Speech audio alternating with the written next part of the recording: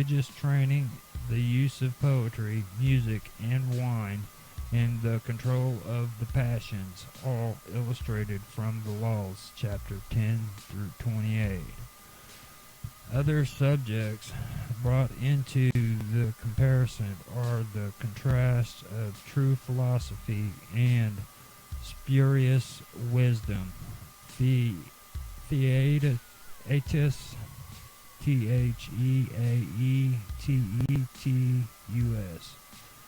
the education of women, which is republic, the passage of the laws and republic corresponding to the Hebrew proverbs and laws of Moses on the memory of the just, riches, and poverty, and the honor due to parents on slaves, landmarks, and thieves, chapter 29 to 42. Other coincidences are found in the use of certain examples and figures of speech, in the division of a nation into 12 tribes, in the situation of the chief city, and in Plato's thoughts on faults in education, republic, on atheism, on God and divine providence, laws.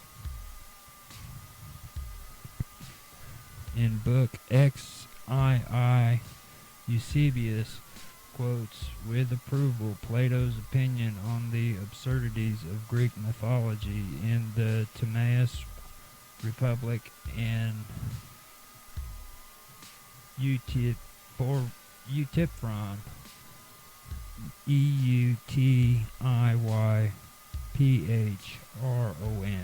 chapter 1 through 5.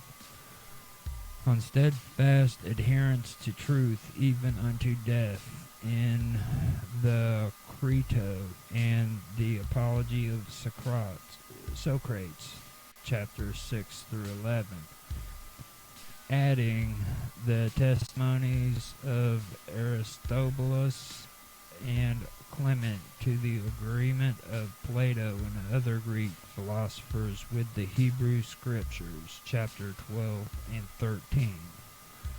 The remainder of the book treats of matters in which Plato's teachings is condemned concerning the belief of the common people, Timaeus and Republic, a multitude of inferior gods and demons, the nature of the soul, Timaeus, criticized by the Platonist Severus, the worship of heavenly bodies, laws, and Timaeus, the treatment of women, laws and republic, unnatural vice, and laws of murder. In book XIV, the consistent truth of Hebrew doctrines adopted by Christians is contrasted with the contradictions and conflicts of Greek philosophers, showing how Plato criticizes his predecessors in the Theaetetus and Sophista, and was himself criticized by his followers in the successive academies, who in their turn are subject to the keen satire of Numenius, chapter 1 through 9. The subject continued in quotations from Porphyry, Xenophon, Plato, Plutarch, and especially from Aristotle's of philosophy against the schools of Parmenides, Parmenides,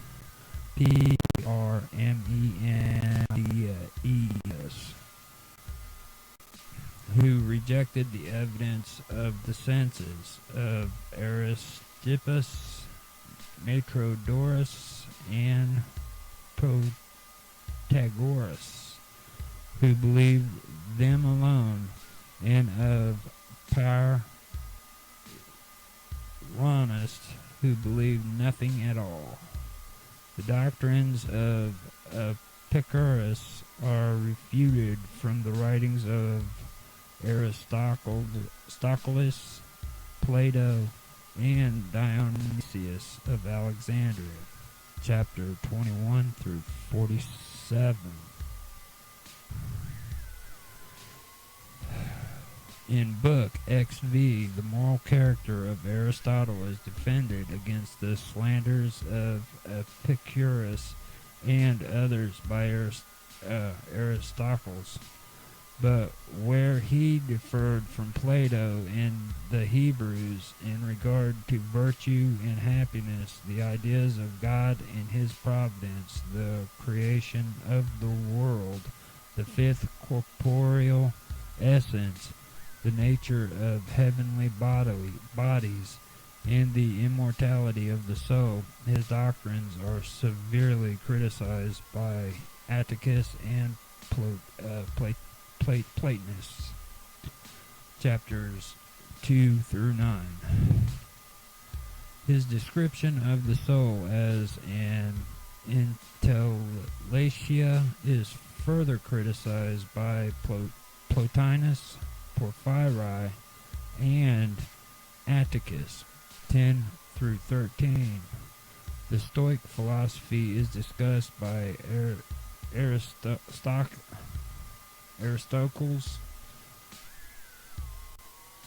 Arius, Didymus, Porphyry, Longinus, and Plotinus, 14 through 22. The remainder of the book is occupied with the long extract from Plutarch de Placitis Philosophorum on the various physical theories of the world, followed by the judgment of Socrates on such questions from the memorabilia of Xenophon. After this survey of the contents of the preparation as described chiefly by Eusebius himself, I think we are in fairness bound to acquaint him of the charge of confusion in the divisions of the work and arrangement of its topics. His occasional repetitions are for the most part confined to quotations, and especially to certain well-known and striking passages of Plato, which are used more than once in different branches of the subject and with different applications.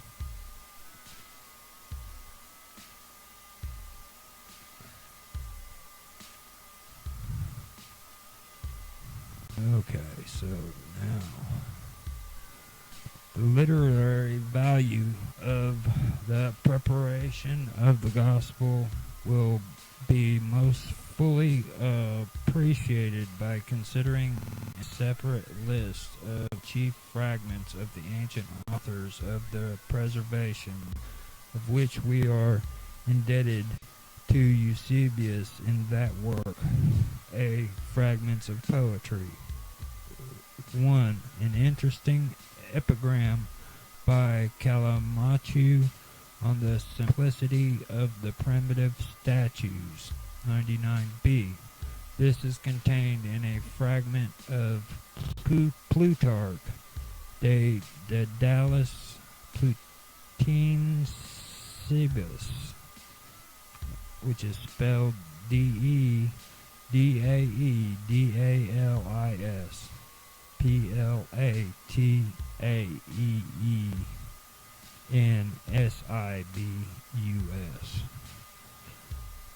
2. A fragment of Euripides, Euripides,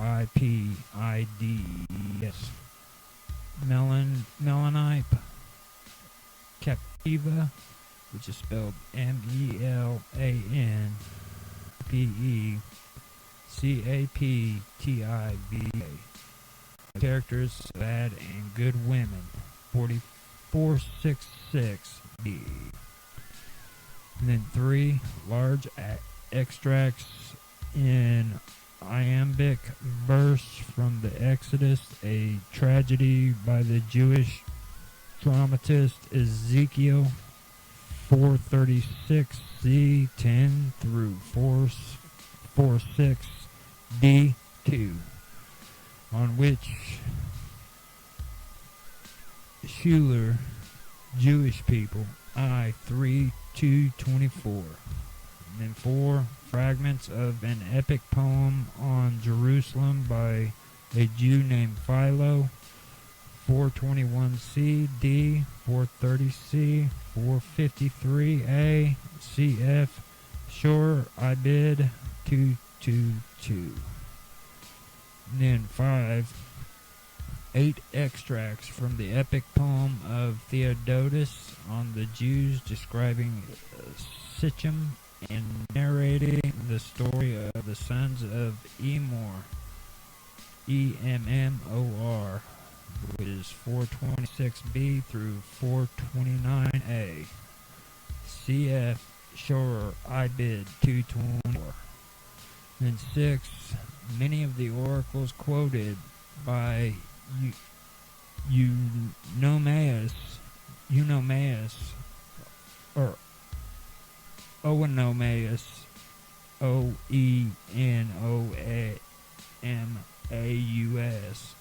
in the detection of impostors, 209c through 234a. And 7. All the oracles contained in the work of Porphyry on the philosophy to be derived from oracles, 123d through 124b, 145a through 146b, 168b to 175c. Or no, 168b and then 175c. These oracles, with their context, are carefully edited by Wolff in his work Porph de Philos, Porph, comma, or period, DE, PHILOS, period, EX, ORACULIS,